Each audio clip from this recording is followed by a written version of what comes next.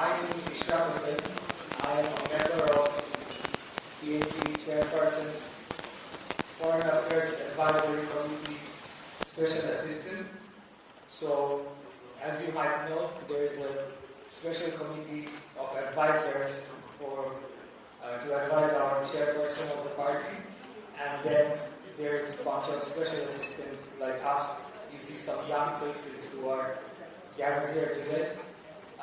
It's actually part of the party policy to increase engagement on different levels, and for our stakeholders and different development partners to also get to know us.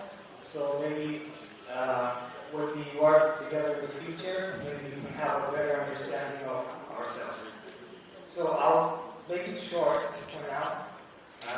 The title of the seminar is pretty much self-explanatory. Still, I'm going to read that out. From crisis to stability, democracy is the foundation of economic growth. So I would like to welcome all the guests and our guest speakers today will be Mr. Rashid Al-Dibouir, Dhaka University professor at Dhaka University. We have Mashru Riyaz, Chairman, Policy Exchange, and we have Mohammed Hassan Khan Babu, President BGMA, and possibly Mr. Hamid, Editor Boni Barta. I really apologize if I got anyone's name incorrectly or the title, because it's difficult for me to read the handwriting.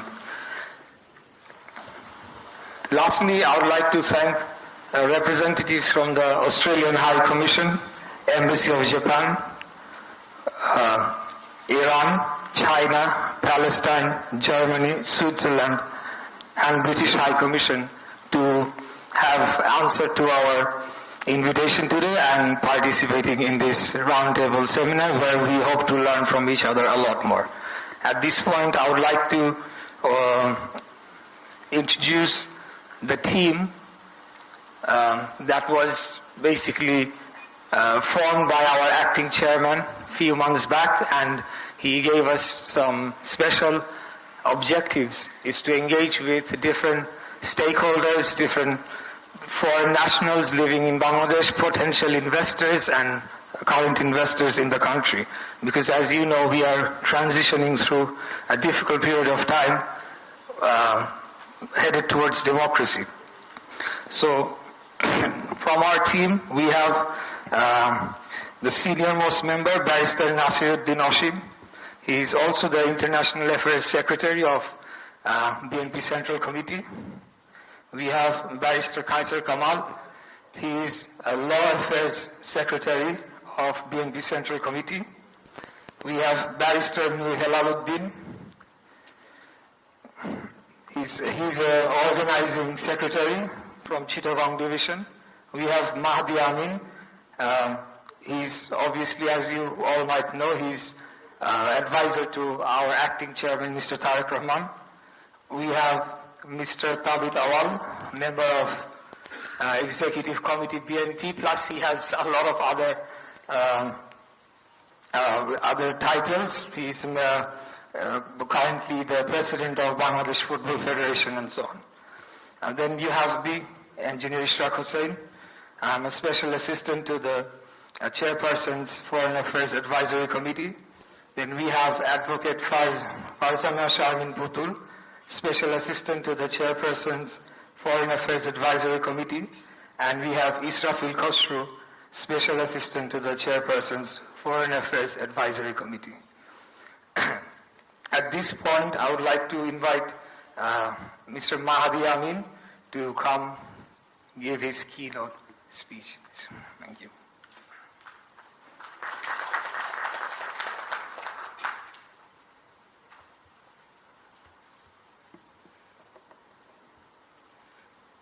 Good morning, friends from the international community. Thanks for your attendance today. We appreciate your presence.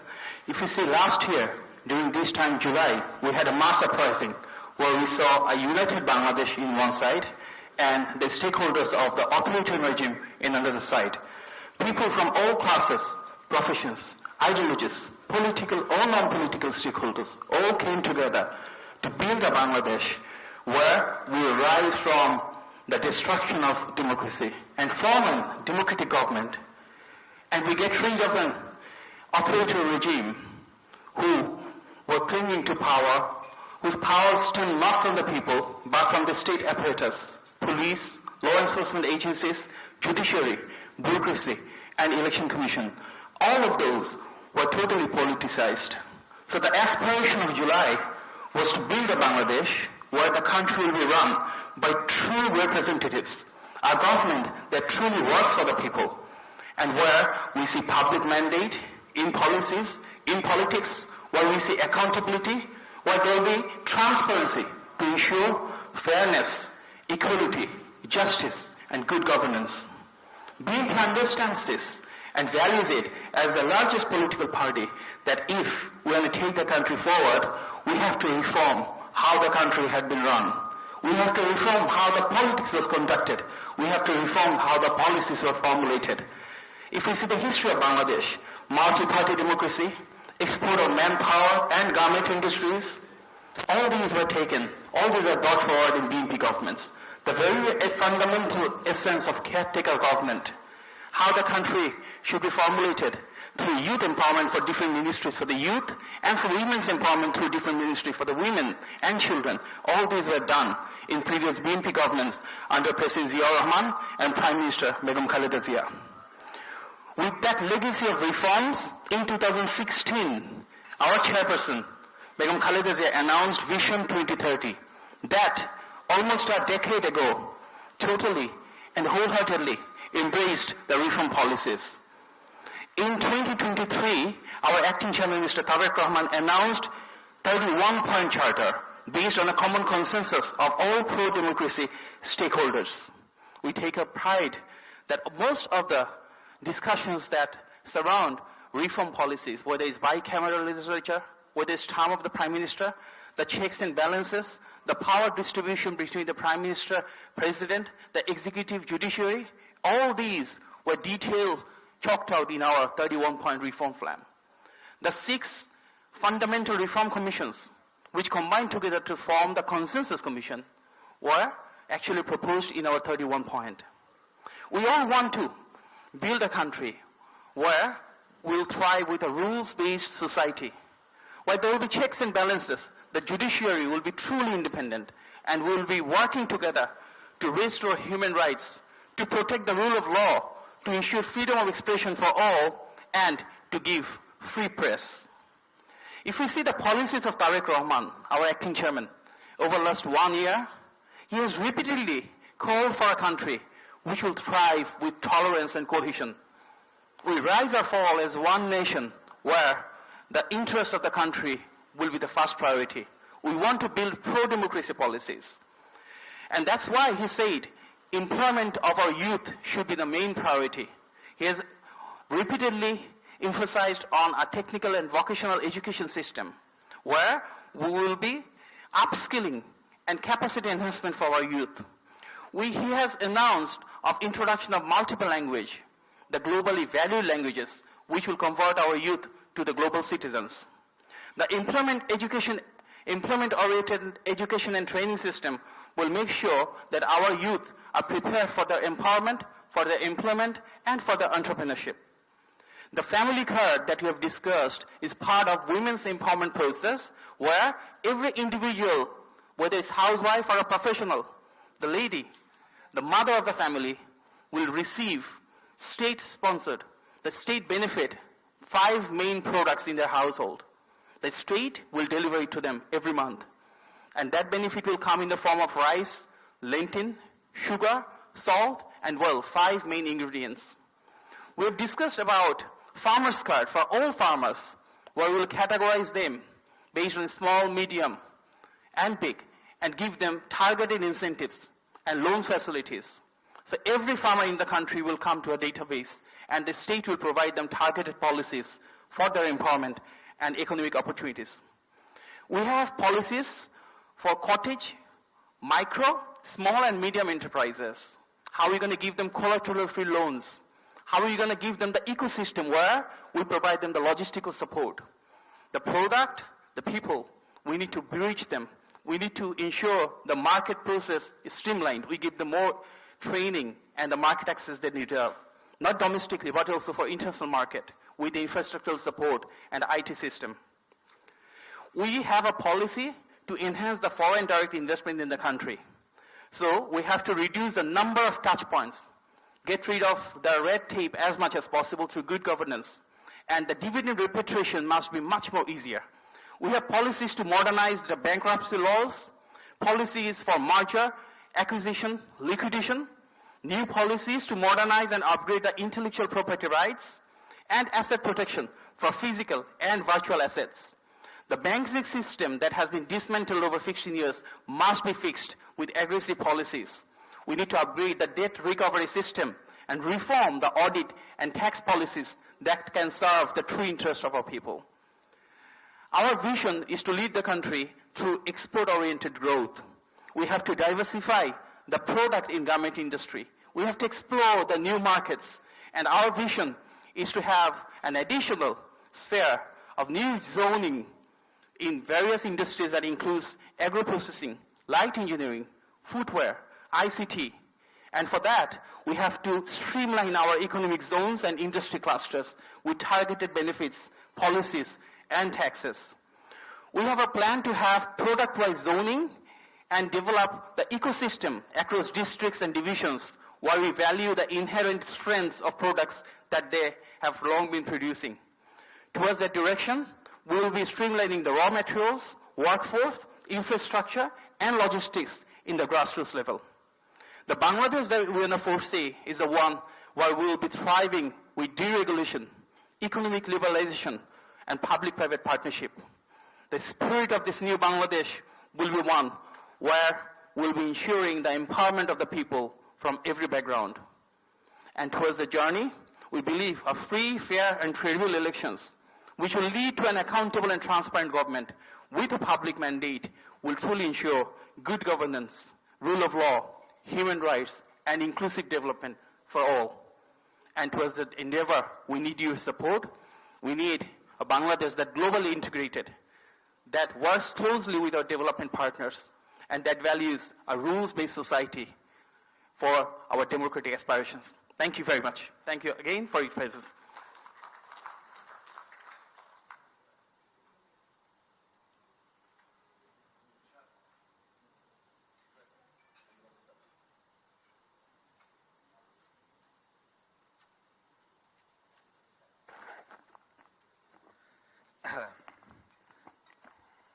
Ladies and gentlemen, I would like to invite Mr. Tabith Awal, who would be moderating this roundtable discussion today. So, Mr. Tabith Awal, if you could take the floor, please. Thank you. Thank you. Thank you, everyone, for being here today and this morning. We are well on our way in this discussions, but I would just remind everybody that this is actually a roundtable, and we would like to make it as interactive as possible. So at the duration of any moment, if you have any questions, please let me know, and we can entertain and answer questions in real time. And we strongly encourage you and welcome you to make comments or suggestions, if any, and that too during the time whenever you feel comfortable or you're willing to make a comment, or if you seek clarification, I will call upon you or get you the mic as soon as possible. At this point, we would like to start with our first guest speaker of the morning. He's a renowned economist and a professor, Mr. Rashid Titumir, professor of Dhaka University. Right after his speech, sir has another engagement for the PhD students, so he will be leaving us. But before that, I will seek a few minutes of his time in case you have any questions or comments in regards to his presentation and speeches. Mr. Titumir, please start. Thank you.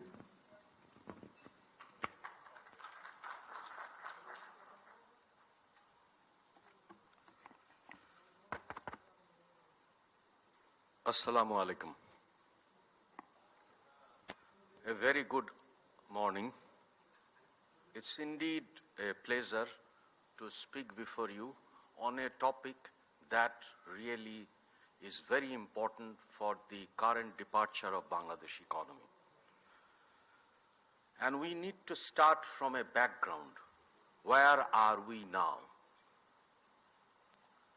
We were told many narratives. Now we are witnessing how those narratives have become mirage. And we have seen in recent days the aftermath of the fallen regime that 1 in 4 people are living below the poverty line. Extreme poverty has nearly doubled. Unemployment rate are historic high. So now we have youth unemployment rate, which is 11.46% if we are to believe the Bangladesh Bureau of Statistics. Graduate unemployment is unbearable. And if we are to take about underemployment, this is massive.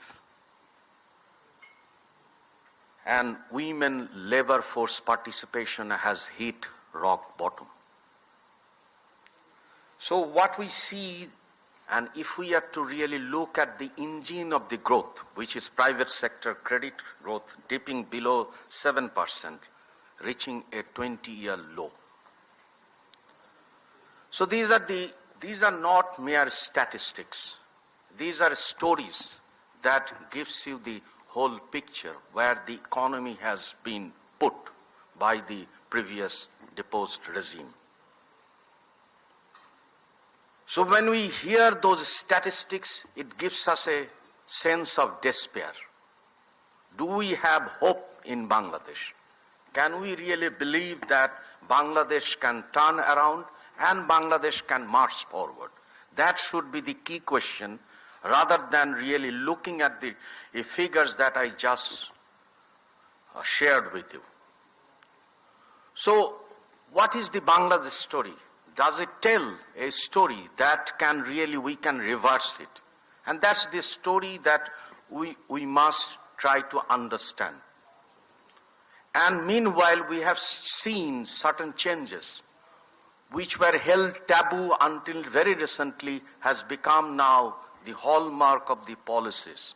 We have seen that protectionism is no longer taboo. Rather, we have seen unilateral imposition of duties. But simultaneously, there is a huge challenge before the economy of Bangladesh, which is about graduation. So against that backdrop, one has to really understand how Bangladesh can navigate. So given the evolving transitional fluidity in terms of geo-economic order, as well as where we are in terms of our poverty, vulnerability, inequality, and huge mass unemployment. So if we really look at the history tells us a different story, and history gives us hope. The hope is that if you really look at all those people's uprising has given us rather hope. So if one looks at 1978 to 81, our growth rate becomes 2 to 3%. Then after the military dictatorship between 1991 and 2006, what we see that there has been a 2 percentage point increase during 1991 to 1996. Then if we are looking at 2001 and 6, it reaches almost 7 percentage point, but if you average, it is 6 percentage. So what it tells that there could be 2 percentage point increase in GDP growth. And that's a story of resilience of Bangladesh. So if with proper policies, we can really march towards 8% growth rate. And that's not a daydreaming. That's a feasibility and that's a possibility. So what it means that if we are on a right course, then we can have a 8% growth rate. So that's the story of resilience. So what we can say for sure, if there are democratization process ongoing, then it equally matches and correlates with the democratic aspiration and our growth rate. I'm not saying that GDP growth rate is the indicator. It is an imperfect, but it's a second best indicator. So this is the story that I'm sure our friends will really carry forward home. That with democratization, our growth rates increases. And all positive indicators also increases.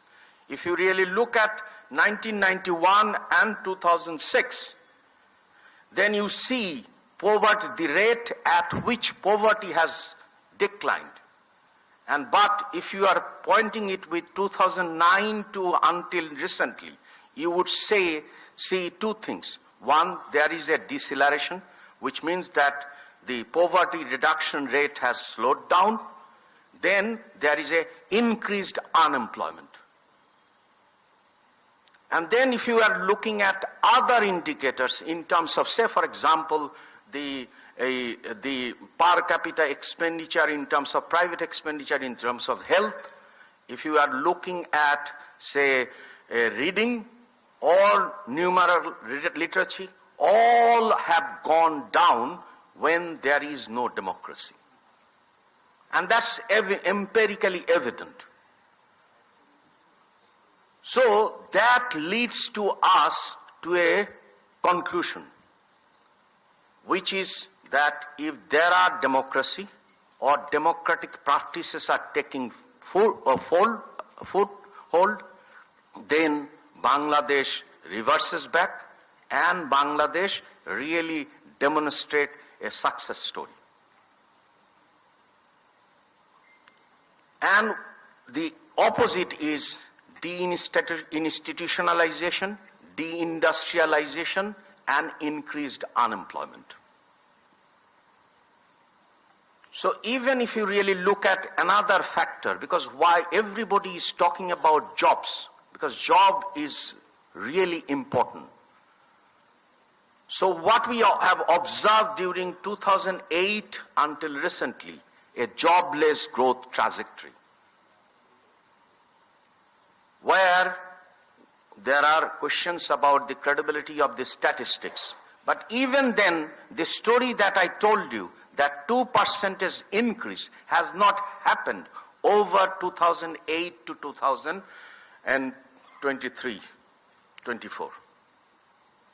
So that is a key milestone. And one has to really understand that milestone in order to navigate for a paradigm shift. Because we need to have a paradigm shift. Why we need to have a paradigm shift? Because our first generation, which is what we have seen now, an industrialization driven by RMG export with assistance in terms of everything but arms initiative or certain GSP facilities. So as the government suggests, there are obviously some circles are pointing to the fact that it might require deferment, but we are yet to hear from the government. If we are to have LDC graduation in November 2026, so that gives us another challenge. So what we need is a second generation reform program. And that, I am sure, as you are hearing, there are a lot of discussion, and we are quite happy as a citizen that political parties are talking about this transformation. And this is a serious takeaway that we are now engaging in terms of second generation reforms that could lead us to march forward.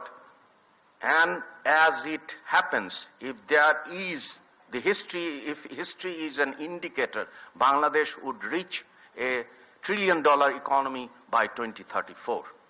Now we are the 34th economy in the world.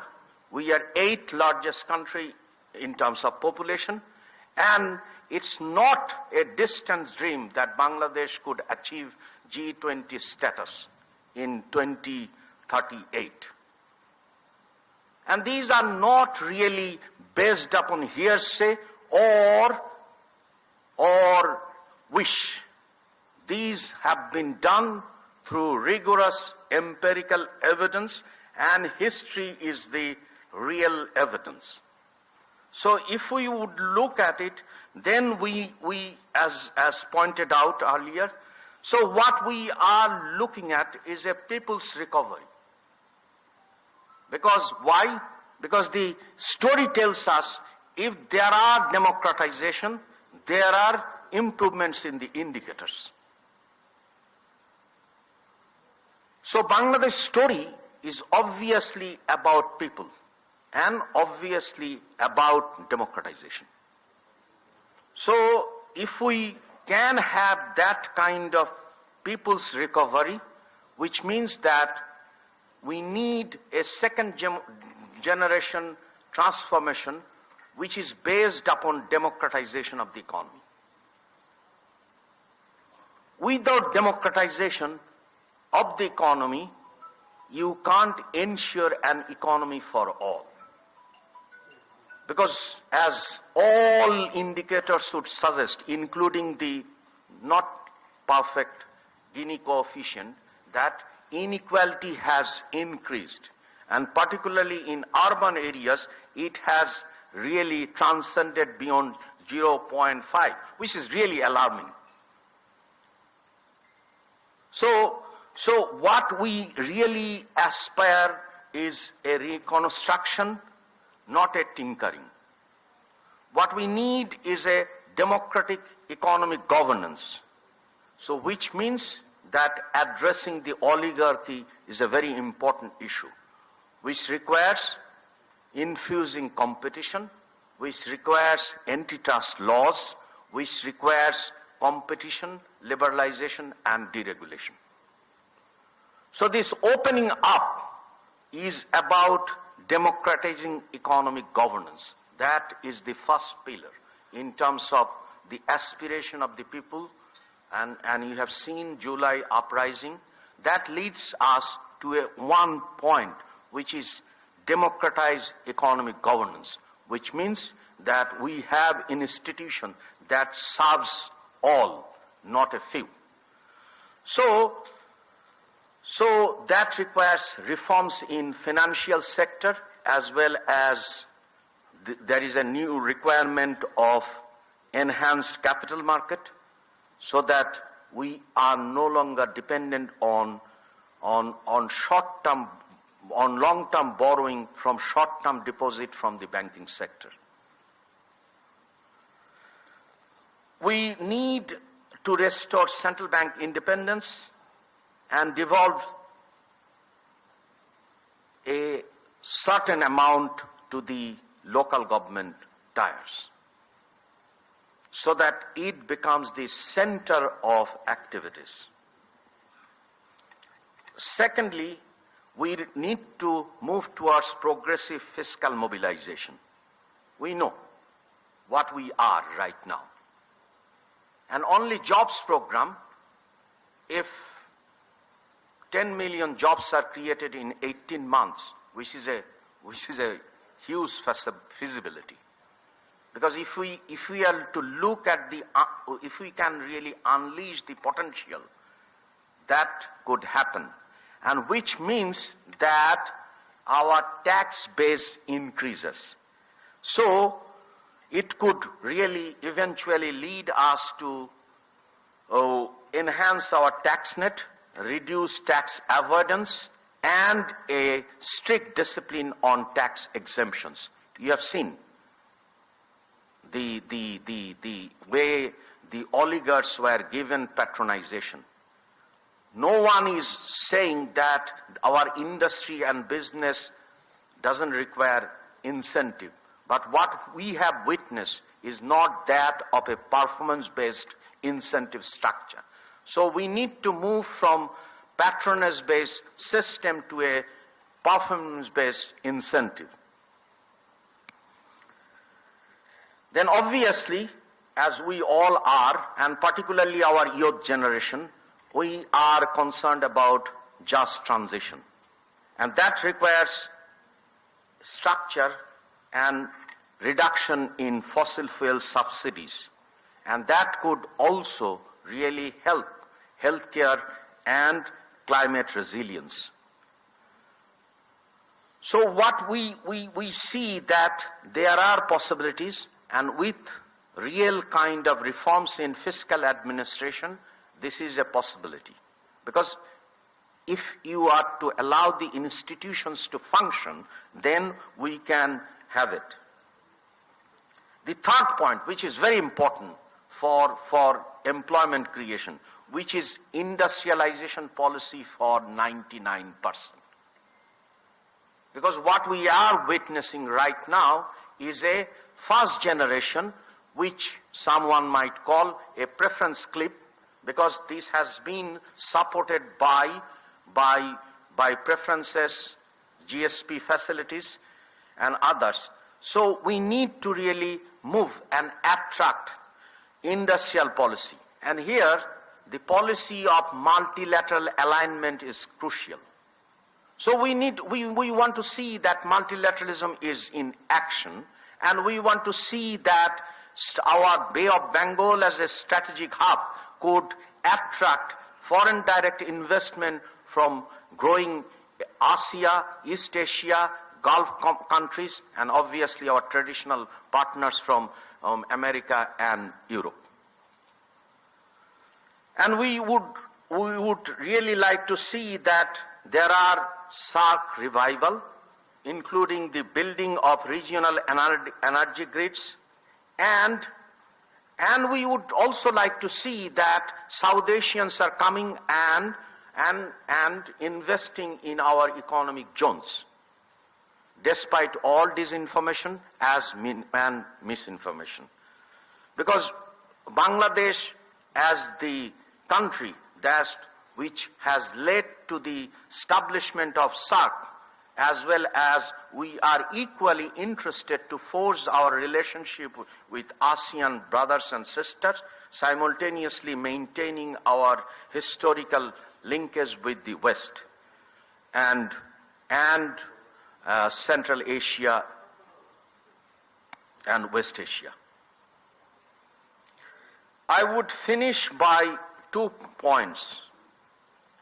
As you are aware, and most of you as good friends would really like to see a serious redesign of our national social security system. Because it's not serving. If you are looking at in terms of inclusion error and exclusion error. So definitely we have to move from this targeted social protection strategy to that of a universal life cycle based social protection, which you heard some of the ideas just now. So, and then finally and most importantly, we cannot move forward without really having skills and innovations which could match the 21st century. That requires huge transformation in our education and health system. So what we are looking at, a paradigm shift that could unleash and takes us from graduation to a $1 trillion economy with job created, with people engaged in economic activities, and they own the economy. So this is where we are, and hopefully we would see that practice is going to take a better shape in February, first or second week of February, so that we move forward where people are investing in us with sincerity and And we are moving towards an economy of $1 trillion economy, and that's a feasibility. And I don't see anything but that would happen in 2035. With that note, I thank you all. Thank you. Thank you to Professor Titumir of Dhaka University. Just to make a quick summary, it was very important to discuss that the labor declining trend in Bangladesh, especially in the women's side. The economic protectionism are no longer taboos, are actually becoming economic tools, and Bangladesh must prepare for that. The lack of democracy has shown a lot of the indicators, especially economic and social, to be declining. And only an elected future government can help with the reconstruction of the country rather than tinkering with the economy of the country. Having said that, the floor is open for anyone who would like to ask a question or make a comment at this point of the time.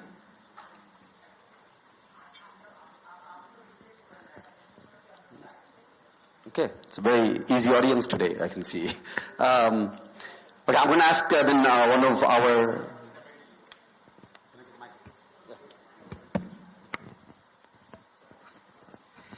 Thank you very much, and thank you for the opportunity to ask questions. I'm Abu Said Bilal, EU Trade Counselor in Bangladesh. First of all, I would like to thank the organizers for organizing the event and also for giving us the information that you put on the table, especially the Investment Protection Act 1980, an act which is almost 45 years old. So let me be very brief. Do you have, I think, let me ask this question differently. The future government needs to look into this law because it's only 2-3 pages long document and very generic. Since then, in last half a century, this time span, many things have changed globally. This law needs to change dispute resolution. This law needs to talk about investment facilitation, which is missing. And it has a lot of problem in terms of clarity. I'm dealing with European investment in Bangladesh, and I deal with companies on the ground. If you ask me why investment not coming, and I can give you a list of issues, if the future government address them, then we can see more flow. First of all, the first and foremost, the problem is lack of clarity in Bangladeshi regulatory system. But when you have a lack of clarity in a law, that becomes subject to different interpretation by different authorities. Now, if I can interpret this in my own interest, like for example, if you go to one ministry, they interpret the law in one way, and you have under one ministry several departments, several agencies, and they interpret the law. I'm happy to see you that you are a lawyer, so you know very well what I mean here. So addressing the clarity issue is really important. There is this issue of balancing the investor rights versus giving the space to the local private sector, which is very important. And you say that protectionism is no longer a taboo. That's, of course, a long discussion. But when a state wants to save the interest of local investor versus it wants to draw foreign investment, I think there is a need to strike a balance here. If I say that I open everything for you, you come here, I will do everything for you, and then once the investor come and then we treat them differently, that gives a very wrong message. If I say, okay, my friend, you come and then I can give you this and I cannot give you that. I protect this sector and I open the other sector or another sector, which is fine. I will decide if I come or not. But once I come, you need to make sure that you keep your commitment. And this is what happening in Bangladesh. Bangladesh is excellent in terms of giving tax breaks, tax holidays, a lot of tax benefits. But when a company spend 1 year here, most of our colleagues give this example. For example, there is a marriage between two persons, and everything looks lovely. A lot of flowers, gifts, and they do a honeymoon. When they come back from there, they suddenly discover that there is a problem already. So an investor come here, and then they are well received initially, and then a lot of good words, rhetorics, but eventually, when it comes to paying taxes, they suddenly discover that, oh my gosh, I thought this tax amount is this amount, but then I finally find out that the actual effective tax rate is even much, much higher. If they knew this initially, they would not have invested in Bangladesh anyway. So this issue needs to be addressed. I think future government needs to do thorough investigation of the regulatory system, Investment Act, including the 80 Investment Act, and see where the problems are lying, why the clarity is becoming an issue here, why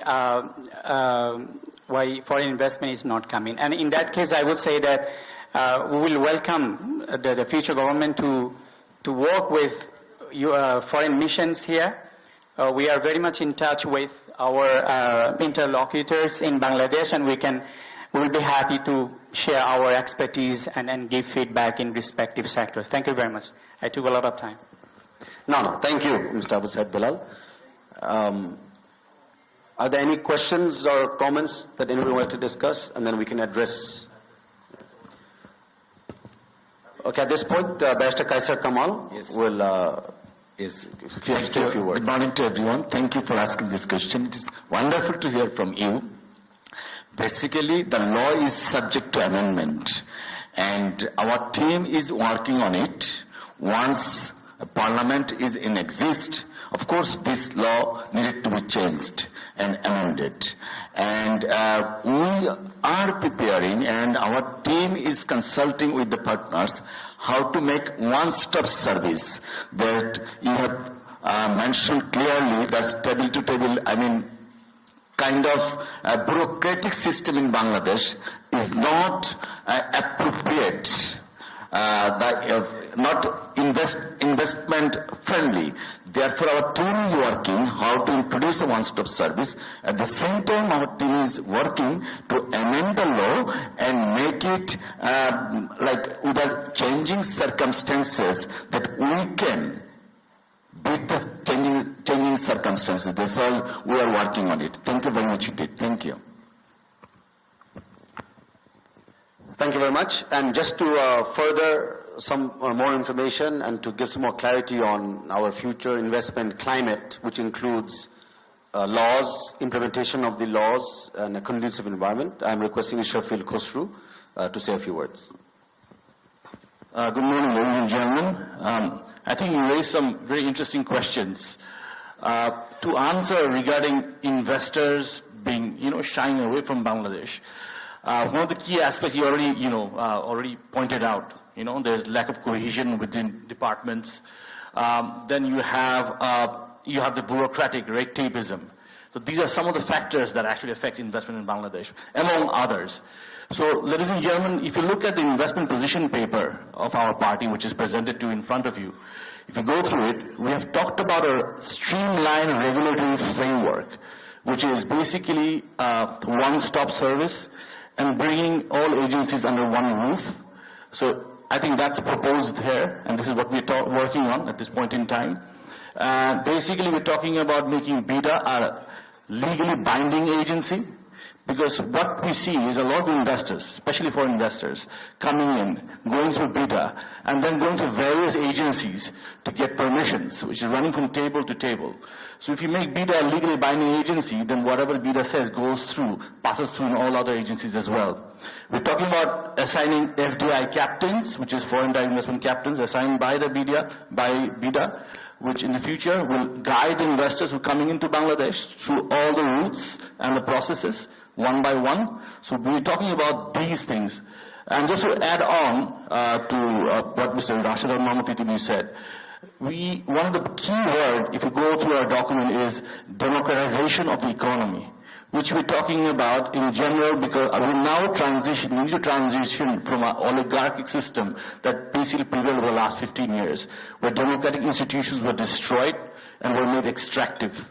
So in this paper, we're talking about how we transition into a democratic economic landscape, where everybody will have an equal opportunity to do business fairly, freely, and there will be no discrimination. And there will not be concentration of wealth within a certain group of people who basically control the wealth of the country. So this is one of the things we propose. If you go through our document, that's illustrated there in details, where the economy we talk about political democratization, but economic democratization is equally important. And that will only happen if there's political democratization. So they're correlated very strongly. So that's one of the things. And regarding investment climate, we're talking about a business-friendly ecosystem from day one when an investor lands in Bangladesh airport till the day he decides to, close his business. And we're talking about easy repatriation of funds, because that's one of the main concerns of foreign investors, and also easing regulations so business people can, thrive in Bangladesh in terms of business, and then also they're drawn away from the red tapeism and basically have a one-stop service. And we're talking about, as we said, a streamlined regulatory framework through BIDA, and we're talking about also FDI captains and a few other concepts. If you go through in detail, you'll find it in our document. Thank you.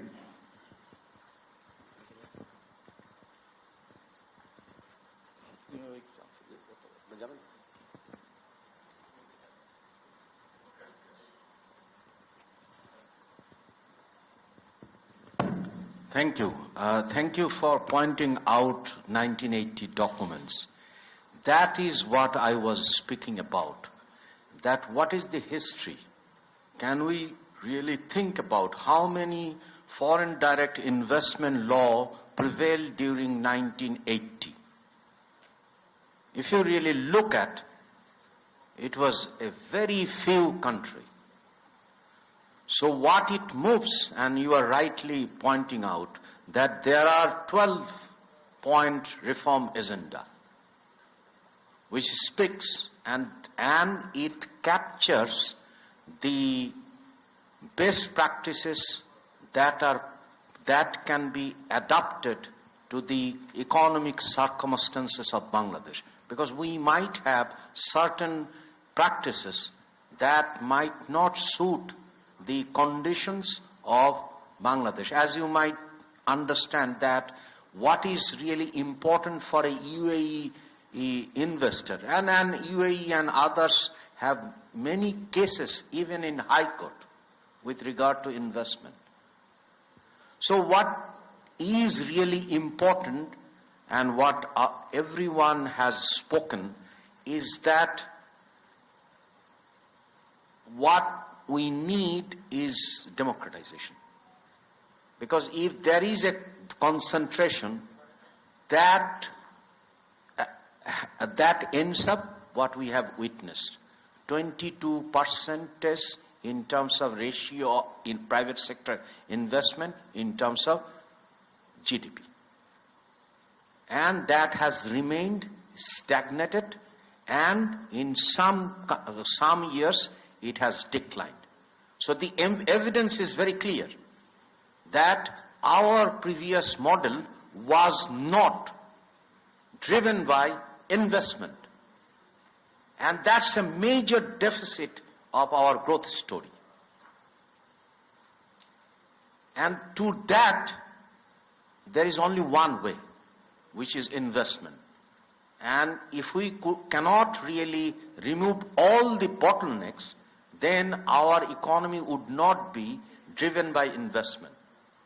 And without investment, you cannot expect decent jobs. And without decent jobs, you cannot expect a decent living. And that decent job can increase our savings. And that could lead us to increase investment, a vibrant capital market.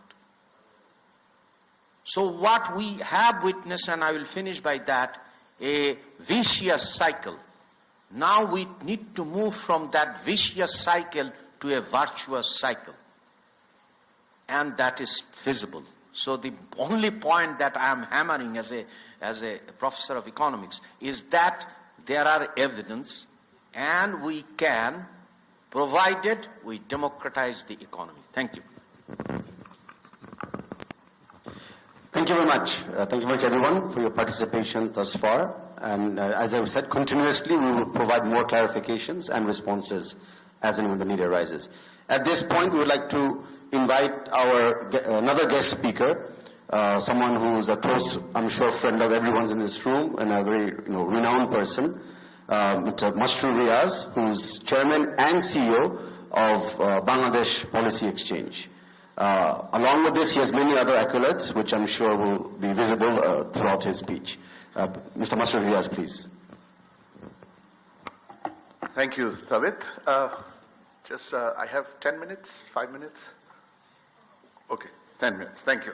That's how I'll set my stopwatch.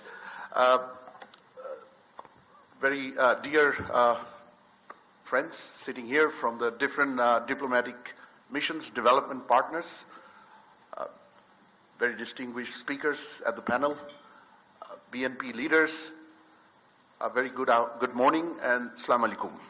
Indeed, a great pleasure and a privilege to be able to present here in front of you on this extremely important topic, which could not have been more important for the Bangladesh economy and the Bangladesh as a country and for the nation of Bangladesh. Hence, I thank BNP and this wonderful team of young BNP leaders for taking this very timely outreach and a very timely initiative. Professor Titumir already set the ball rolling by setting the scene in a very concrete and a very robust way. Just to add to his, I want to highlight maybe 3 or 4 perspectives. Democracy and economic growth. What underpins this virtuous relationship? Why it's important for Bangladesh? What's ahead for Bangladesh in terms of economic opportunities and challenges?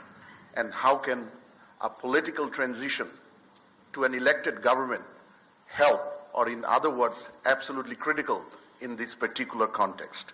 Now, democracy and economic prosperity. 1 year, 7 months ago, right here in this room, February 2024, 1 month, perhaps 6 weeks into the 24 January election, the US government, Asia Foundation, Atlantic Council together hosted an event to introduce the concept of freedom and economic prosperity that both Atlantic Council in Washington, D.C. as well as Heritage Foundation heavily work on. And that was one of the first time Atlantic Council brought out their Prosperity and Freedom Index and what it means for countries like Bangladesh. Very clearly it showed, in light of the entire world, the 6 regions, South Asia, East Asia, Pacific, Eastern Europe, North America, Latin America, prosperity and the freedom largely underpinned by democracy and democratic principle goes hand in hand. At that point, Bangladesh's ranking was not so great. It was perhaps 141st in the freedom ranking. It has now improved in 2025 to 122nd position. But prosperity remains in one of the low percentile boxes. Prosperity denoted in the form of economic freedom. If you look at 2 buckets, regulatory efficiency and open markets, extremely important for economic growth. Business freedom score is 56, average developing countries 60. Labor freedom 46, average developing countries around 60. Market freedom 70, developing countries slightly higher. In the open markets category, trade freedom, Bangladesh's score was 62. Investment freedom, strikingly low, 50. Financial freedom, even lower, 40. This is also Heritage Foundation's economic Freedom Index. So that tells you from a global perspective that how importantly and intrinsically linked these two issues are. Democracy as the foundation of economic growth. If you look at last year's Nobel Prize in the category of economics, Ace Moglu and his colleague got that, clearly shows a study between 1964 and 2010, so that's 46 years of 184 countries observation, how closely, positively economic growth, democracy, political freedom, politically elected government are.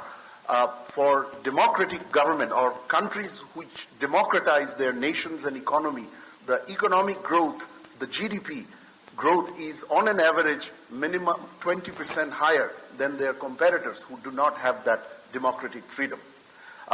Now, in Bangladesh, why this is important? I say for three reasons, 3 C's. Confidence, connections, change. And I'll come to each of them. This comes at a time when Bangladesh faces a 3x3 dimension of global and domestic risks and opportunities, whichever way it can interpret and leverage these from a global and domestic economic perspective. In the global economy, we have 3 issues on our horizon. Whether they remain a risk or an opportunity, it would depend on Bangladesh nations, the governments, and the private sector's efforts, how they prepare for that from a policy perspective as well as from market perspective. The first, global shifts, evolving global political order, which is leading to protectionism and global trade war. We tend to focus excessively, disproportionately on Trump tariff, but that's just one symptom out of this overall global shifting order. The second, Professor Titumir alluded to that, the changes in the international support measure, preferential support measures that Bangladesh has been enjoying for decades, which will end following the graduation out of the LDC list. That creates a number of risks for Bangladesh's key growth driver, the export-led growth story, as Bangladesh's close to 60% of its export are now GSP or preferential market, preferential access enabled. Now, third, as we'll hear from the BGME president, Babu Bhai, what got us here in the last 3 decades to the second largest RMG sector in the world, RMG exporter, will not get us to $100 billion RMG, or for that matter, even for sustaining our excellent RMG competitiveness. The global space is changing in terms of ready-made garments, particularly in terms of compliance requirements. European Union came up with green, Bilal Bhai, you spoke about it, EU Green Deal, EU Action Plan for Circular Economy, EU HRED, the human rights due diligence. Countries like Germany coming up with German Supply Chain Act, many other countries following. H&M coming up, the largest importer from Bangladesh, coming up with their own sustainability requirements, whether it's resource efficiency, recycled materials, energy efficiency, carbon adjustments, and so on. Bangladesh has to get better, and Bangladesh is nowhere ready at this stage. So that creates an existential crisis or question for Bangladesh's export sector, including for the ready-made garment sector. So 3 big spots on the horizon from the global economy. The 3 big spots from the local economy in Bangladesh, what we have is investments. Private investment has been stuck around 23% of GDP for several years now. Both Israfil and Bilal Bhai, and also Professor Titumir mentioned about FDI. It's appalling.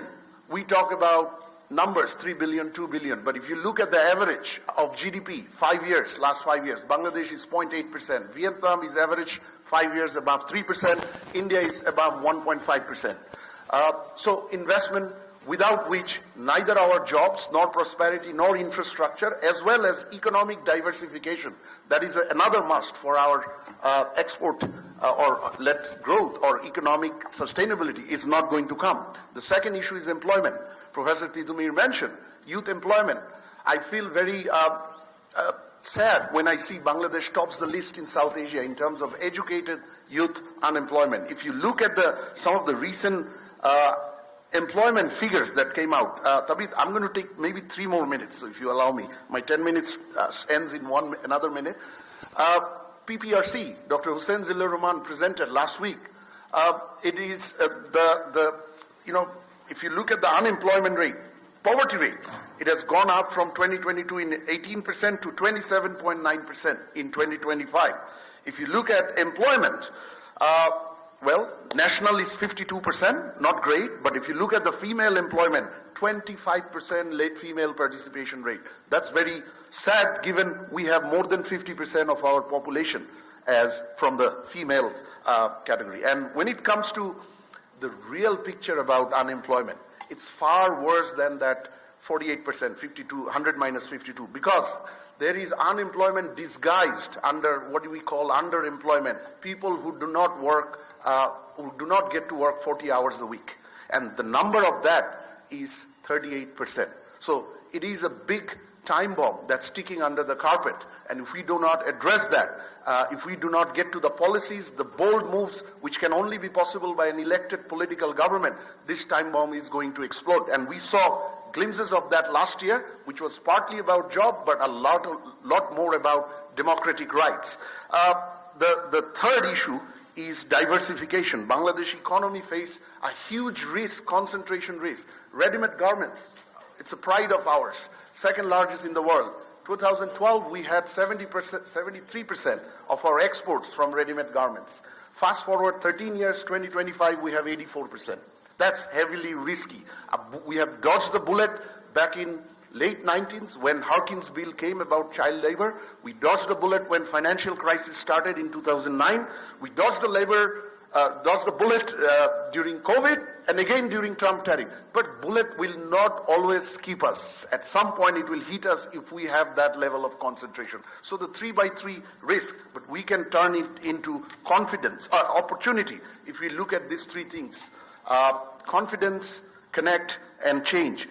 And that's where I think democracy, elected government, election, political government comes in. Confidence at the moment is extremely low. If you Google, if you look at some of the newspapers, some of the even both local private sector and bona fide local private sector and foreign investors say no big investment until a political government is back. I'll just give you an example. Last week, Bonik Barta was supposed to be here, Hanif Bhai. You saw the front page. We have Minami-san and Kohei-san from the Japanese embassy. We have a beautiful infrastructure at the airport, 3rd terminal, but it's sitting idle because we need a global operator. And thankfully, great Japanese consortium came up to discuss for operations and management. But there is, according to that Bonik Barta news, there is now every shakiness, every hesitation on the part of the consortium to sign the contract until an election is done. Similarly, those of you who are following the port story, Chittagong Port, Bay Terminal, Laldia, that is going to be again existential for our export competitiveness and domestic economy until we develop the Bay Terminal. Singaporeans, UAE, DP World, they're all expected to bring in their investment, global expertise, global network. However, as we hear, as we engage with them, they do not have the confidence until an election comes. We have Alberto from our good friend from Swiss Embassy, one of the largest conglomerates around the world, who's present in Bangladesh for a couple of decades, have got their investment committee approval from Geneva for a 25 million euro investment into a very important food category. It's on hold until clarity on policy, consistency comes up. So confidence. Second, connect. One thing I must say, despite a lot of good things this interim government did, particularly initial efforts of restoration of government, governance, as well as to some extent, expression of intent for reforms. One thing this government has not been able to do well is to connect well with the investor community and business community. And again, we can hear from the BGMEA president, if you talk to the bona fide businesses here and foreign, local association, I think one common concern they have that there has been a lack of engagement or very weak engagement at best from the interim government to engage the investors and business community to understand their concern. And that is where a political government is extremely important. And the same goes for people, the citizens, whether it's for social protection, education, health, and so on. I think what is going to be important is to have a government in place as soon as possible who have the connectivity through their political infrastructure nationwide with the root level of people. And finally, change, which is reform. Again, I give a lot of credit to this interim government for the effort to restore governance, like in banking, like in energy. I give them a lot of credit for giving back independence to the central bank, based on which the central bank has restored macro stability, at least in the foreign exchange and balance of payment. However, one thing this government has not been able to do so well, as we all expected, is reform, particularly economic reforms. Very few trade and investment reforms. There is no economic reform program, and these reforms are going to be difficult without an elected political government with the mandate of the people. So let me stop here. I thank the BNP leadership for organizing this, and particularly I want to acknowledge it is really heartening to see this initiative and outreach coming from a party whose founder, President Ziaur Rahman, helped Bangladesh transition and embrace the private sector economy in the country, coming away from a socialist economy, and also whose respectable chairperson in the early 90s initiated the trade, tax, and financial sector liberalization. So we hope this will continue now, during the election, and beyond the election, because Bangladesh truly stands at a crossroad. Thank you so much, all of you.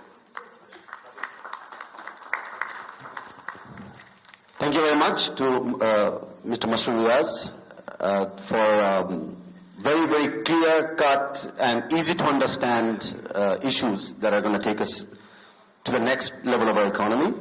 Some takeaways, very important to always remember: confidence, connection, and change, the 3 C's that he's mentioned. Something to take away that Bangladesh's next level has to be based on exports and employment generation. These are the challenges we have to overcome. Economic diversification was another thing that was mentioned very clearly, and we're all a believer of that. And for a long time, we've been mentioning the same thing. Preferential supports for Bangladesh has gotten us this far, but we all understand preferential supports will no longer exist over time. So Bangladesh also has to learn to stand on its own feet and be equally competitive in the global economy if we were to go there. So thank you again for your exceptionally clear words. I once again open the floor for anyone to ask questions or make a comment or constructive criticism. We'll go with that. Can I request Barrister Mir Halal to say a few more words on this issue? Good morning to distinguished speakers and our distinguished guests. I just want to shortly add a few points that needs to be addressed when it comes to economic growth and investments and so on. See, at this point of time, we have nationally, after the 5th August, the whole nation has sort of decided on an interim government. So, but the issue remains for any of these interim agreements that's happening between the government and the development partners or these investors, be it local or be it global, all this needs to be ratified by a formal government, which is the parliamentary form of government. So what happened was in 2007, when we had this sort, not this type, but interim government, 46 agreements, such agreements were made, out of which 43 has been scrapped in the first session of the parliament. So this point is a bit deterrent for investors because they want to know whether this agreement would be continued by the next government, because all these activities needs to be ratified by a formal government, which at present, according to our constitution, is the parliamentary form of government. So that's one issue. Another issue is stability, because there are lots of lawyers in the room. I've met some from the diplomatic missions, and here on the stage, Nasruddin Oshim, Kaiser Kamal, Advocate Fazana Sharmin, and myself. We have dealt with a lot of foreign investments in Bangladesh as lawyers. So when we deal with them, or when we talk to them, when we speak to them, because we are acting on their behalf, a very important aspect for them is the stability of the country, the stability of the government, and as our Honorable EU representative mentioned, the clarity of law and the updating the outdated laws to make it compatible with the present world. I can assure you, our acting chairman, Mr. Tariq Rahman, has a team working on it for the reforms in law so that it's more investment friendly and it's more reliable to our investors. As you mentioned, like after the honeymoon, everything becomes sort of a bit dull. We don't want that to happen. We want our foreign investors to be here and let it be a honeymoon as long as they're here. So we're working on those reforms, legal reforms.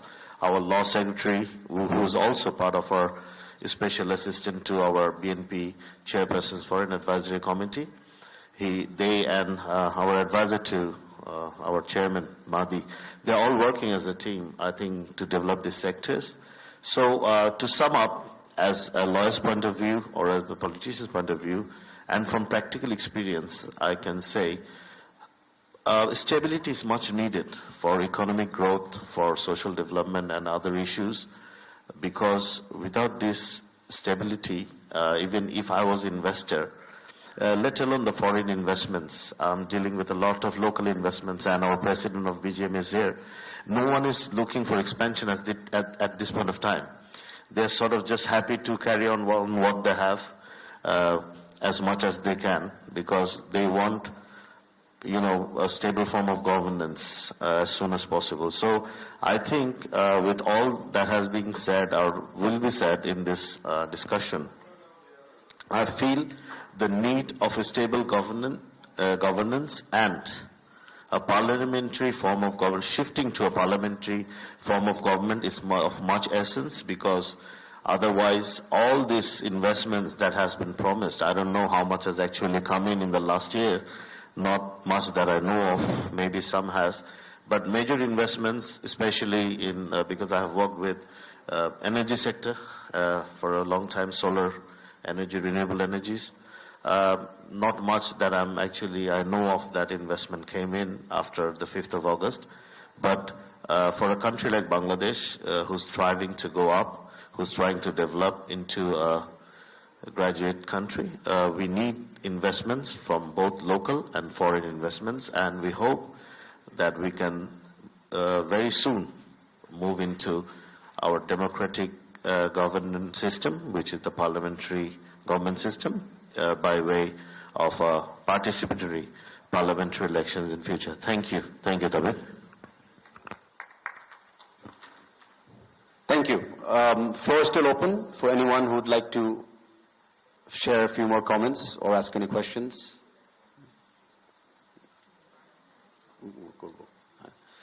Okay, at this point, just to bring some more clarity based on the document in front of you, I would ask Ishrafil Khosru to share a bit of a summary based on our investment climate and export outlooks. I would just like to supplement what Mashroor has said. We are talking about an economy in transition, but what we're seeing right now is at this point in time, Bangladesh must move from a debt-based economy to an investment-based economy, because investment is a multiplier. And job creation is one of our priorities for Bangladesh Nationalist Party. If you go to our document, we are talking about creating 10 million jobs within a period of 18 months. And we are working very hard on developing other sectors and moving away from the traditional sectors like, RMG and remittances. And Mashroor talked about diversification, which is a must. We must come up with new sectors, and we must create new formal sectors. And employment generation can only be done with skill development. So there's upskilling and reskilling, which is given emphasis in our document as well. So if we go through it. So basically, we want to move away from a debt-based economy to an investment-based economy, because we've seen last 15 years a government basically running the economy by burdening us with debt and printing money, whereas they did not manage to bring in viable investment. So we have to move towards investment economy, which will create multiplier in terms of job creation and wealth creation. So this is what we're looking at one by one, and we're looking at new sectors, IT being one of the sectors, and other sectors that's already we have is pharmaceutical and leather, and this industry must develop more. So deregulation is the key word. We're talking about business facilitation. More about facilitation, more about deregulation, and basically create a business-friendly ecosystem. So if you go through a document, that's one of the core principle. And hopefully, we're doing a lot of stakeholder consultations, so our policy is in motion. So it's not something that we have, stopped working on. We are basically on a daily basis dealing with different stakeholders, getting their feedback and building up on our policy. So any other questions on the documents later on, we will be happy to talk after our session as well. But yeah, so that's pretty much it. And Mashruba made a key point about employment. Again, one of the key goal of this of Bangladesh Nationalist Party in the future is to job creation. And we have set up an aspirational figure of 10 million jobs in 18 months because we believe that we can develop new sectors and can bring in people from the informal sector to inside the formal sector as well. Because one of the largest employer in Bangladesh is still the agricultural sector. I know garment sector is big, but more than 40% of the population works in the agricultural sector. And we don't know actually, and most of them belong to the informal sector. So we have to bring them within the formal sector. Then we have freelancers who work in the informal sector as well to bring in inside the formal sector. So yeah, so basically that's our target and we're working towards it, and you will find a reflection of that in our paper as well. Thank you very much. Thank you, Ishrafil. So looking around, okay, so I will invite our next guest, and our next guest is from the private sector, but the sector that he represents is the Bangladesh Garments Manufacturers Entrepreneurs Association. It's a sector that incorporates, a big part of Bangladesh's economy in terms of export, labor standards, factory standards, and also infrastructure building. Because we also understand that there's no point in having a factory if the goods can't get to the ports and the ports can't ship things out. We continuously thank all of our development partners who's helped us with infrastructure projects all over Bangladesh, and we would like to work with them closely and in the future to create more competitive and sustainable and environmentally infrastructure going forward. So we'd like to hear from Mr. Babu Khan, President of the BGMEA. Thank you.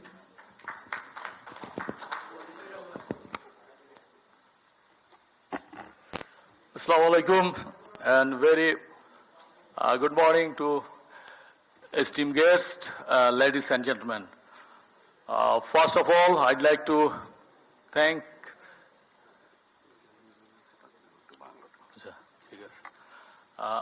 give thanks from BGMEA to BNP to invite the private sector here at this seminar. I'd like to focus very much on the topic, which is democracy as a foundation of economic growth. In absence of real democracy, what happens and what experienced we last 15 years, I'd like to focus on that. In absence of real democracy, actually I'd like to say real democracy. Last regime, Sheikh Hasina regime, she also used to say that there is a very good democracy running on the country, but that was not real democracy, we know now.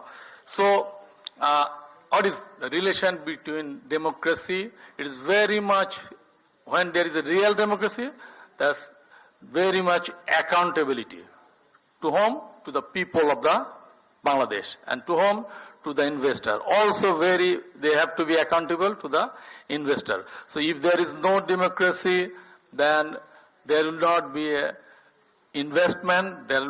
What will happen, then I can explain to you. In absence, what happens before? In the banking sector, then it is a totally collapse, and then whatever they did, then there's a simple looting in the banking sector, because they are not answerable to the people. So what happened? This NPL grows on, and then the real investor, they did not get money, and the people who'd like to loot money, then they have taken money from the banks, and then the banking system totally collapsed. In absence of democracy, what happens? That last 15 years, we know that after 26, we have to be graduated, and there will be 3 years only the transition period. Then so far, no PTA, no FTA, no EPA. Why? Because the country would like to do this one, they do not have confidence. Because all the data was fabricated. Based on fabricated data, the GDP growth shown, and this per capita income, and the three main criteria to be graduated to LDC from the development country, that becomes again proven this is false. So democracy is very much needed in this aspect also. Then the main component, which is infrastructure. What happened in the infrastructure? In the infrastructure, that inefficiency of the port. The port was very much inefficient. We are looking for foreign direct investment, that means FDI, but if local investor do not invest, definitely foreigner will not come. This is very simple. If you like to invest in another country from a entrepreneur point of view, definitely I'll go that before going to invest of that particular country, I'd like to interact with that local investor, what is going on and what is the policy, and how my investment will be protected. So the problem was that in absence of democracy, the whole infrastructure was collapsed in terms of port efficiency, in terms of energy, in terms of the infrastructure. So I'd like to say that if you'd like to get the real infrastructure, and then we have to have the real democracy in the country. And we are talking about FDI. I'd like to focus on that FDI. আমাকে এখানে বলতে অনুরোধ করা হয়েছে যে বাংলায় বলতে হবে, কারণ আমাদের সাংবাদিক ভাইরা কিছু শুনতে চান। আমি আপনাদের জ্ঞাতার্থে জানাতে চাই যে গণতন্ত্রের অনুপস্থিতিতে কি হয় সেটা গত 15 বছরে আমরা দেখেছি। এখানে যেটা হয়, গণতন্ত্র না থাকলে জবাবদিহিতা থাকে না, জবাবদিহিতা না থাকলে ইনভেস্টমেন্ট হবে না, লুটপাট হবে এবং লুটপাটের সংস্কৃতি চালু হবে। সুতরাং দেশের মানুষের স্বার্থে এবং সত্যিকারের যদি জবাবদিহিতামূলক সরকার আমরা করতে চাই, তাহলে অবশ্যই গণতন্ত্র লাগবে, এবং গণতন্ত্র না থাকলে যে সমস্যাগুলো হয় সেটা আমরা গত 15 বছরে এক্সপেরিয়েন্স করেছি।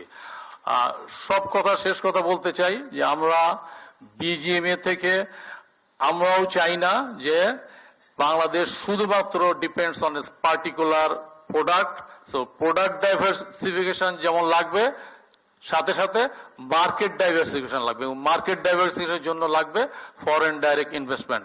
সেটা করতে হলে আমি আশা করব আগামীতে একটা ভালো নির্বাচন হবে, এবং সেই নির্বাচনে যদি জনগণ বিএনপিকে ম্যান্ডেট দেয়, বিএনপি একটা সাস্টেনেবল পলিসি করবে, যেটা একটু আগে ইউরোপিয়ান ইউনিয়ন থেকে উনি বলেছেন যে একটা পলিসি করা হয়। যেমন সবচেয়ে বড় উদাহরণ হচ্ছে ইকোনমিক জোনগুলো করা হয়েছে। যখন ইকোনমিক জোনগুলো করা হলো, তখন যখন ইনভেস্টারদেরকে ইনভেস্ট করতে আহ্বান করা হলো, যখন তারা ইনভেস্ট করতে আসলেন, দেখা গেল প্রতিনিয়তই পলিসি চেঞ্জ হচ্ছে, which is similar to goal post shifting.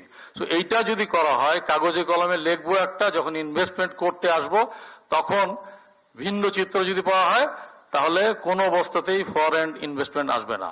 তো আমি আশা করি ভবিষ্যতে যারা দেশ পরিচালনা আসবেন এই বিষয়গুলো অনুসরণ করবেন, এবং এটা যদি অনুসরণ করা হয় অবশ্যই দেশের ইনভেস্টমেন্ট আসবে, সাথে সাথে ফরেন ইনভেস্টমেন্ট আসবে।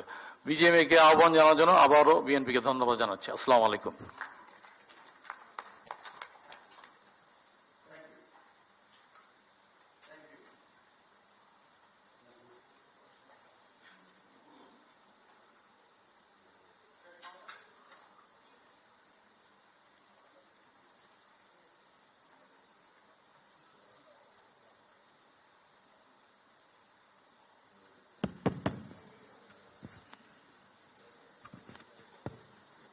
So, thank you very much. I'd just like to clarify my mistake. I called him Babu Khan, whereas we all know him by Mahmud Hassan Khan Babu. I gave the nickname out of endearment. And most probably because of my mistake, they turned the microphone off, so I will not make the mistake again. At this point, we've heard from the president of the BGMEA. I would again like to open the floor for anyone to ask questions or make any comments. And since he was our last guest speaker, we will go into our closing remarks very soon. If anybody would like to say anything at this point. So I'd like to invite Mr. Onindo Omit, also a member of the BNP, to give some more clarification on the party's position, and especially the young BNP's position on the matters of investment and private sector investment. Ladies and gentlemen, good morning. It was a pleasure to have you all in today's roundtable. Actually, I am not an expert, not even an academician. As the organizing secretary of our party, I work with the root level worker. And what I found, people want their government to be accountable. Accountable to whom? Accountable to the people. And to make your government accountable, you need to have the democracy to prevail in your country. And in a democratic country, you can ensure the democratization of economic governance. And what I learned from the speakers, they also tried to say such words. And for these, to smooth transition to the democracy, we'd like to have our development partners to stay beside us.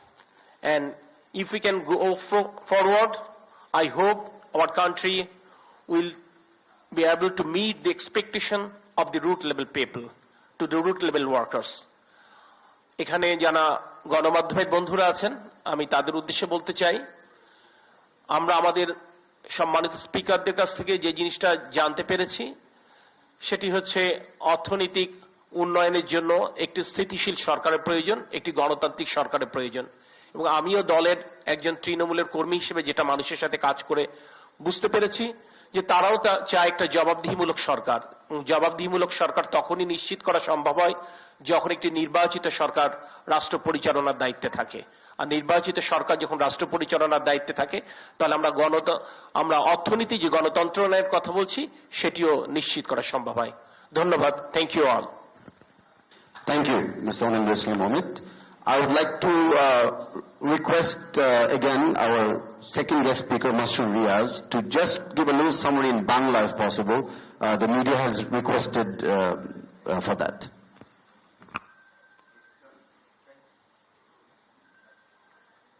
Thank you, David, for giving me this opportunity, because I was requested by media, but in the interest of time, I had to skip that. So, thank you.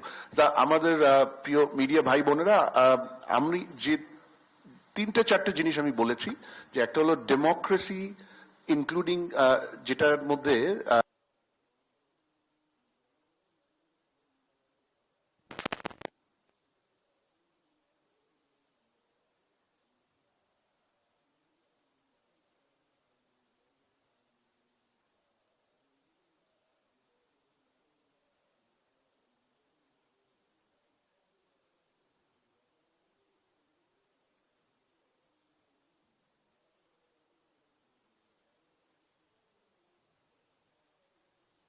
কমে যায়। আমরা আপনারা যদি prosperity এবং freedom ইন্ডেক্সে বাংলাদেশের গত 5 বছরের score দেখেন আর এই বছরের স্কোর দেখেন, আপনি দেখবেন যে এটা অলরেডি চেঞ্জ হচ্ছে। তো সেই চেঞ্জটাকে সুসংহত করতে গেলে আমাদেরকে সামনে গণতন্ত্রকে আরো শক্তিশালী করতে হবে, সেখানে নির্বাচন এবং নির্বাচিত সরকার খুব গুরুত্বপূর্ণ। নাম্বার 1। নাম্বার 2, বাংলাদেশের জন্য সামনে আভ্যন্তরীণ এবং বৈশ্বিক অর্থনীতির দিক থেকে 6টা বড় বিষয় আছে। সেটা বাংলাদেশ যদি তৈরি থাকে সুযোগ হবে, তৈরি না থাকে এগুলো বাংলাদেশের জন্য ঝুঁকি হবে। আর বহির্বিশ্বের যেটা আছে, যে global tariff war, global trade war, এইটা একটা। দ্বিতীয়ত, এলডিসি থেকে বের হয়ে গেলে বাংলাদেশের জন্য যে ধরনের সুবিধাগুলো হারিয়ে যাবে এবং কম্পিটিটিভ প্রেশার ক্রিয়েট হবে। আর তৃতীয়ত আমাদের যে বিভিন্ন রেগুলেটরি কমপ্লায়েন্স বাড়ছে ইউরোপিয়ান ইউনিয়ন থেকে নিয়ে সব আমাদের রপ্তানির বাজারগুলো সেগুলো আর আভ্যন্তরীণ অর্থনীতিতে বিনিয়োগ কর্মসংস্থান এবং আমাদের ফিসকাল ডিসিপ্লিন আর্থিক শৃঙ্খলা এটা আসলে আমি ইলাবোরেট করতে পারিনি আমার বক্তৃতার সময় এই তিনটে জিনিস অত্যন্ত গুরুত্বপূর্ণ কারণ বিনিয়োগ ইনভেস্টমেন্ট অত্যন্ত কম এমপ্লয়মেন্ট কমে যাচ্ছে বিশেষ করে ইউথ এবং নারীদের কর্মসংস্থান আর ফরচুনেটলি 2016-17 থেকে রাষ্ট্রের যে আর্থিক শৃঙ্খলা শুধু আর্থিক খাত নয় পড়েছে সেটা আমার ডেট আমার রেভিনিউ এবং ইকোনমিক ম্যানেজমেন্ট তাইলে এগুলোকে ঠিক করতে গেলে তিনটে জিনিস খুব গুরুত্ব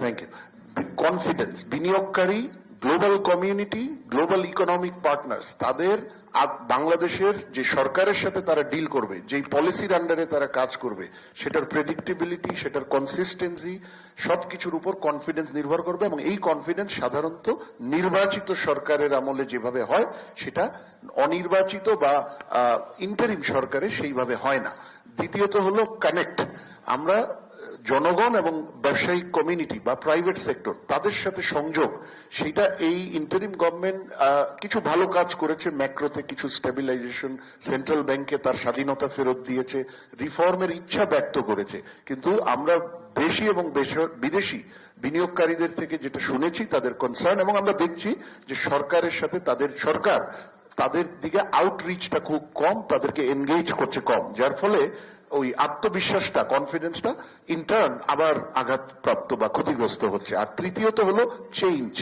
চেঞ্জ রিফর্ম এই রিফর্ম বাংলাদেশের জন্য বিশেষ করে trade and investment reform overall economic management reform এটা আজকে বহু বছর ধরে ডিউ হয়ে আছে কিন্তু আগে তো হয়নি গত এক বছরেও সেই রিফর্মস এর চাকা আসলে ঘোরেনি এবং এটা জনগণের ম্যান্ডেট প্রাপ্ত সরকার আসার আগে সেই রিফর্মের জন্য যে শক্তিটা প্রয়োজন হয় আত্মবিশ্বাসটা প্রয়োজন হয় সেটা পাওয়া যাবে না সুতরাং সেই দিক থেকেও আমাদের যে ডেমোক্রেটিক ট্রানজিশন ইলেকশনের মাধ্যমে সেটা খুব ত্বরান্বিত হওয়া প্রয়োজন Thank you, Tabi.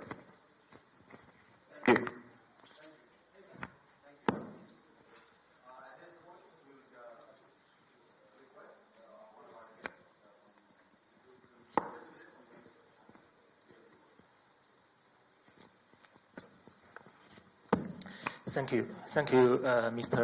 Moderator, for giving me the floor, and I would like to thank BNP to organize this very important seminar and invite me to participate. I just want to share with you some latest progress of China-Bangladesh cooperation.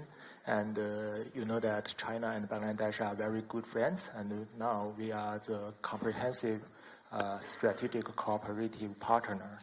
And over the past 50 years, because this year marks the 50th anniversary of establish the diplomatic ties between China and Bangladesh. And over the past 50 years, the China-Bangladesh relationship has withstood changes in international dynamics and Bangladesh's domestic situation, yet always maintained strong momentum. And friends, you all know that Bangladesh was the first South Asia country to join the Belt and Road Initiative. And 2 weeks ago, President Xi Jinping of China also put forward the Global Governance Initiative at the Shanghai Cooperation Organization Plus meeting in China's Tianjin city. And the Global Governance Initiative shares the same underlying logic with the Belt and Road Cooperation, both guided by the principle of extensive consultation, joint contribution and shared benefits, and both aim at building a community with a shared future for humanity. So I think that the Global Governance Initiative proposed by China is just consistent with the current governance practice of Bangladesh government. Our two countries are both staying committed to sovereign equality, and we both staying committed to the international rule of law, and we both staying committed to multilateralism and supporting the multilateral trading system with WTO as its core. And both countries are staying committed to the people-centered approach. And most importantly, both countries are staying committed to real results and solve real problems. I'm very happy to share with you that China has maintained Bangladesh's largest trading partner for 15 consecutive years. And in the first half of this year, Bangladesh's exports to China grew by 8.4%. And I understand that for many Bangladesh friends, you have concerns on the trade imbalance situation between our two countries. But I'm very happy to share with you that also in the first half of this year, Bangladesh's trade deficits with China dropped by 7.9%. And in May of this year, the first consignment of fresh Bangladesh mangoes entered the Chinese market. And I think that maybe early in the next year, the Bangladesh high-quality guava and jackfruit will also be exported to Chinese market. And today, many friends mentioned the investment issue, and I also want to say something on investment. Since the establishment of the interim government, China has become the largest source of investment in Bangladesh. In the first half of this year, Chinese investment in Bangladesh increased by 254.3%. And since August last year, more than 20 Chinese enterprises have signed investment agreement with their Bangladesh counterparts, and the intended investment totally nearly $800 million. So now our two governments are discussing on upgrading our bilateral investment treaty, which was signed in 1996. So now almost 30 years passed. So we hope to upgrade this bilateral investment treaty with Bangladesh side. So I sincerely request all the Bangladesh friends can support this work. And China is also ready to share its governance experience with Bangladesh to assist it in improving the business environment and exploring solid institutional support for long-term development and greater international competitiveness. I will stop here, and thank you very much for your attention. Thank you, Your Excellency.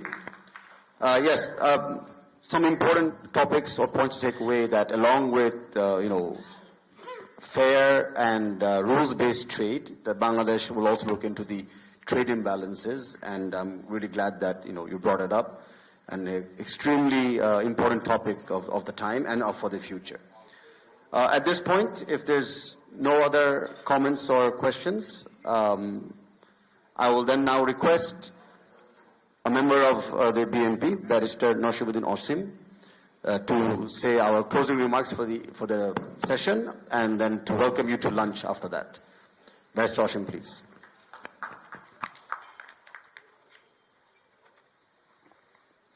Thank you very much, Tabith Awal. A very good afternoon.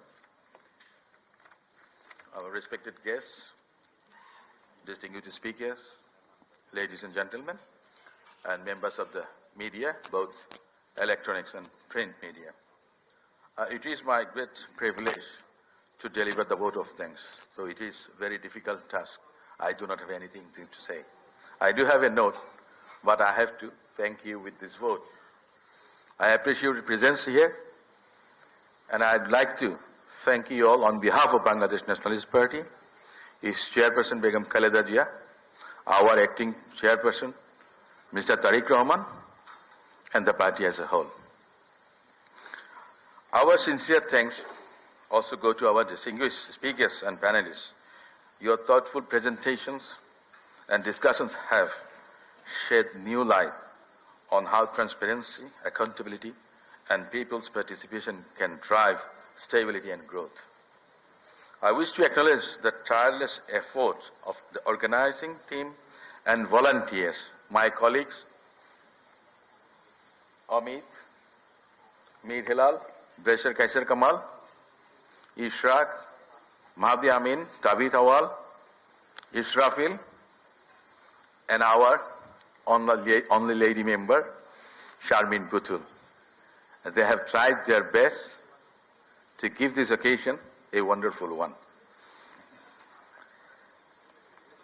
Before I could conclude my concluding speech, I would like to say something in Bengali.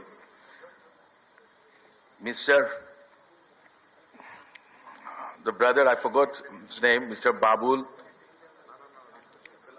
Bilal Bhai referred to the Act of 1980. I thank him and I thank Israfil to put this before us. I couldn't have known this. It refers to an era when the late President Ziaur Rahman, the founder of Bangladesh Nationalist Party, first time he enacted in the parliament to safeguard the foreign investors and a safe place for business in Bangladesh. বাংলাদেশে আমার সাংবাদিক বন্ধুদের জন্য বলছি যে বাংলাদেশ যে তিনটা ভিত্তির উপরে দাঁড়িয়ে আছে, the Bangladesh stands on three foundations. One is RMG sectors, ready-made garments যেটা. That was done by, accelerated by Ziaur Rahman. Manpower, the Bureau of Manpower was established in 1977. The Ministry of Labor, Shrama Mantralaya, Ministry of Labor, that was created in 1976. Bangladesh Agricultural Rice Research Institute was founded during late President Ziaur Rahman, the founder of Bangladesh Nationalist Party. We can understand, one can easily recognize how visionary the founder of Bangladesh Nationalist Party was. The foreign remittance we are earning is still, we are on those three pillars. So that is what BNP has been doing and trying. Even under the leadership of Begum Khaleda Zia, we have seen the first time in the history of Bangladesh, even after suffering a famine of 1974, in 1980, under the leadership of late President Ziaur Rahman, Bangladesh, first time in the history of, food safety and security, Bangladesh exported 100,000 metric ton of food grains after its own excess production. And that is what we have been following under the leadership of Tariq Rahman. And I do believe that what we have gathered today, what we have discussed, we would like to have feedback from you, our guests from the foreign missions. We would like to have your feedback. You can send us email. We would appreciate your thoughts and thinking, whatever it is, and any suggestions. The last but not least, I thank our participants and guests for your active involvement and your engagement and thoughtful questions made today's discussion more meaningful and impactful.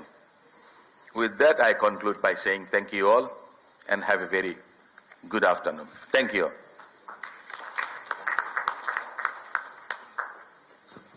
Thanks to Barrister Roshan for his closing remarks. And now we would like to conclude the session and we'd like to hear from Barrister Farzana Putul, and then she will invite you to lunch after that. Thank you.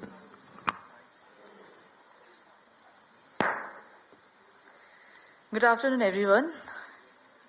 Thank you so much. I'd like to convey my gratitudes. We are really grateful to all of you to be here today and participated in the discussion. So we are very much enlightened by your words and sentences. I am Farzana, members of Foreign Affairs Committee, and we all are here, the members of the Foreign Affairs Committees of BNP. And I would like to thank all of you on behalf of my team, my party, and the basic thing that we have already discussed, that the democracy and the functional democracy, there have a very marginal difference. Democracy doesn't mean the functional democracy. So we all are looking forward to a functional democracy and the stability of the country, which may invite more and more investment in our country. So hopefully you all have enjoyed this gathering and the discussion, and we would like to thank you again so that we can meet again and again and we can do some more discussions on various topics. So thank you all. Lunch have there. I think would all enjoy the lunch and we'll meet again soon. Thank you so much. And the journalist, আমাদের পেছনে যারা আছেন আমাদের সাংবাদিক বৃন্দ, আপনাদের উদ্দেশ্যে আমরা বলছি যে আপনাদের লাঞ্চ বাইরে আছে, আপনারা যাওয়ার সময় অবশ্যই সেটা কালেক্ট করবেন, এখানে বসেও খেয়ে যেতে পারেন। এবং আপনাদের সকলকে ধন্যবাদ জানাচ্ছি আজকে আমাদের প্রোগ্রামে আসার জন্য এবং এটাকে টেলিকাস্ট এবং ব্রডকাস্ট করার জন্য। Thank you all, thank you so much.